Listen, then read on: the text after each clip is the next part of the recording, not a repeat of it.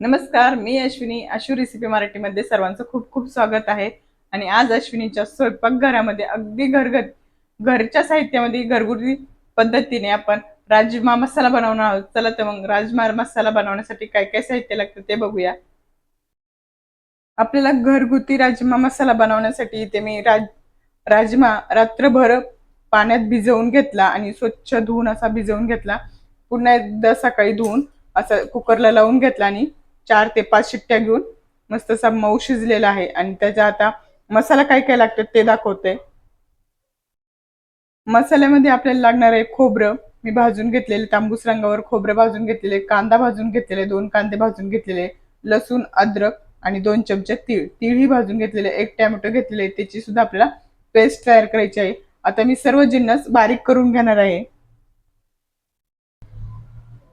सर्व जिन्नस मी छान असे बारीक करून घेतलेले आहे. अगदी पेस्ट छान झालेली आहे. आता मी फोडणी घालून घेते. इकडे मी गॅसवर पॅन ठेवून घेतलेला आहे. तेल घालून घेतले. तेल छान गरम झालं की जिरं आणि काही खडे मसाले घालून घेते. थोडासा कढीपत्ता आणि पूर्ण आपण जो वाटलेला मसाला आहे तो घालून घेते. छान आपल्याला परतून घ्यायचं आहे.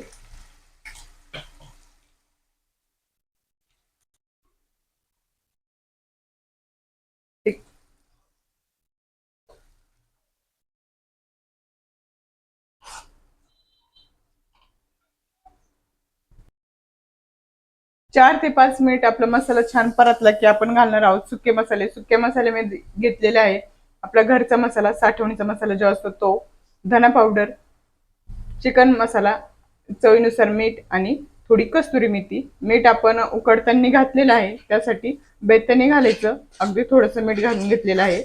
आता पुन्हा एक जीव करून मस्त तेल सुटेपर्यंत आपण मसाले परतून घेणार आहोत.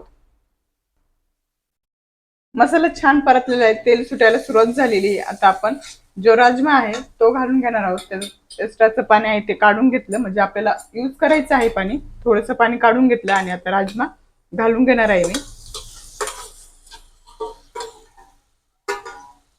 सर्व राजमा घालून घेतलेला आहे. पुन्हा एकदा एकजीव करून घेते आणि 2-3 मिनिटं आपल्याला राजमा परतून घ्यायचा आहे आणि गरम पाणी ऍड करायचं आहे. राजमा हे आपण 2-3 मिनिटं परतून घेतलेलं आहे आणि जे आपण राजम्यातलं पाणी काढून ठेवलं होतं ते घालून घेणार आहे.